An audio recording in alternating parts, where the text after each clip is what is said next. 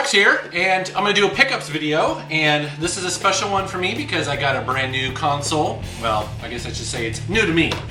A lot of people already have this console, so I know it's not like a big deal, but for me it's my very first Sega Genesis Model 1, and this one is 16-bit. That's a lot. So those of you who watched my Sierra Tech Sport reunion video already knew about this because my good friend Josh gave it to me in that video. And it's his, and he kept it in fantastic condition. And it's my first Sega Genesis. I'd never owned this console. And he gave it to me in the box, and it had all the wrapping and the manuals and everything, and it was just really awesome. It's really well taken care of. I don't even think he really used it a lot. These controllers feel brand new. There's no grime or dirt on them or dust. They're perfect. So the only thing I needed to get for it was the video cable. So instead of using the RF, I used I think it's S-Video or something like that. So got that. Looks fantastic on the TV downstairs. And in anticipation for it, I had to get some games. I didn't have any games, and so I ran out and found 25 of them, and went to a bunch of websites to figure out which ones I should get since it's all new to me. And here's what I got. So let's go. Guy at the video store recommended Spider-Man and Venom Maximum Carnage. And I love Spider-Man. I'm really looking forward to this. Of course, it has the red cartridge and the manual. Great condition. I love role-playing games, and I heard about this one. I don't know if it's any good or not, but it's a role-playing game. It's called Shining in the Darkness. I'm not a big sports fan, but these were free and $1. So what the heck? So basically 2 NBA Jam games. Looks like just NBA Jam and then the tournament edition.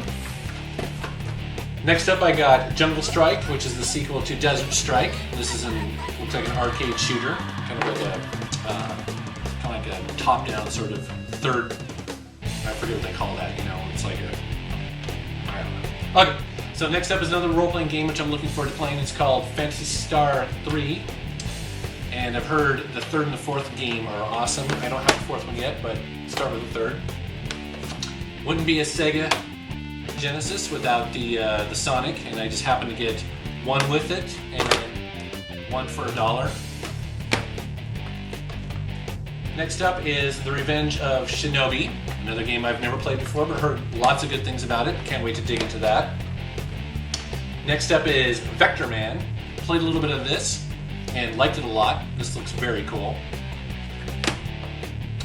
And then a game I just happened to find, and based on 7-Up, it's a Cool Spot. Such a bizarre concept. It's talk about weird marketing. So played a little bit of this and actually didn't find it to be too bad. Let's see here. I got some loose carts. Oh, this Cool Spot. That was actually I was playing that last night. Beavis and Butthead. Aladdin, which I played a lot of, and I actually find this game to be really fantastic. I love the artwork and the animation. Toy Story, good stuff. The Lion King.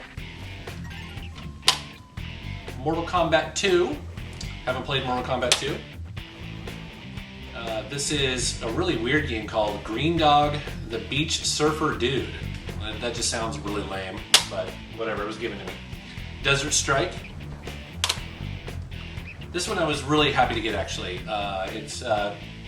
It's Michael Jackson's Moonwalker, and given to me by a friend at work, and I was surprised to learn that even the loose cartridge is like $15 to $20. I mean, this is it's becoming one of the more valuable Genesis games. Played it and thought it was really wild. I love the fact that you would attack dudes with your twinkle toes. So next up, I found this in the bargain bin at one of the pawn shops around here, and it's Toe Jam and Earl. Haven't played this yet. Looking forward to it. Paid $1 for it. Figured that's a pretty good deal. Flashback. I think I used to play this on the 386, so it's kind of cool to get the Genesis version. I'll have to try that out. The original Road Rage. And at first, when I got this cartridge, I was like, "What the hell is this? Why does it have this little, this little yellow tab here?" I don't know. I'd love to know. Speedball Brutal Deluxe 2. I played this on the PC many years ago and loved it, so it's kind of cool to get this version.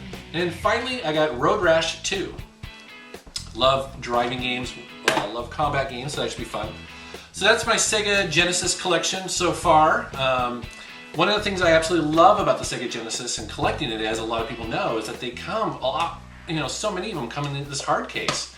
It's fantastic. It's great to collect them in this, and they're not that expensive. I'm kind of surprised that the Genesis is generally cheaper than the Super Nintendo. So it's fantastic to collect for because it doesn't cost that much. Next up, I got some newer games. First up, I saw this game for $7 and I was like, what the hell? It's Velvet Assassin for the Xbox 360, and I gotta admit, I can kind of see why it's $7.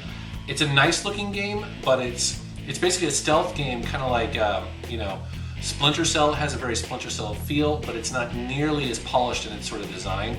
I got frustrated with it very quickly, and I'm usually pretty good at those games, and it's just, I don't know, it's kind of a disappointment. Now, another sort of stealth kind of game I got was the Saboteur for the PS3. This game, I think, is much better than that one. I actually found myself really sucked into it very quickly. Played it probably for 3 or 4 hours, and before you even get to Paris, and it's cool. Once you get to Paris, it kind of reminds me of Grand Theft Auto a little bit, and maybe not quite as good as that game, but still, I only paid, I think, $15 for it, so good deal. And then finally, I had to get Final Fantasy 13 for the PS3, and this is a little bit of a heartbreak here. I'm really disappointed in this game. I love the Final Fantasy games. I've played every single one, and this is probably my least favorite so far. It's an absolutely beautiful game, stunning to look at, but I'm like 7 or 8 hours into it, and it's just a grind. I don't care about the characters. I'm not even really sure what the story is about, and I don't know if I really care.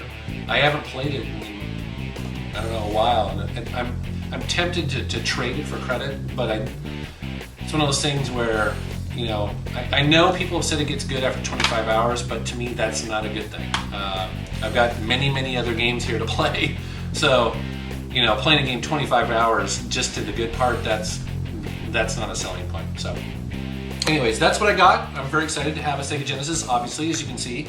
It's always really cool to add another console. My only other Sega console is the Dreamcast, and I really like that console. It's very cool. So yeah, thanks for watching.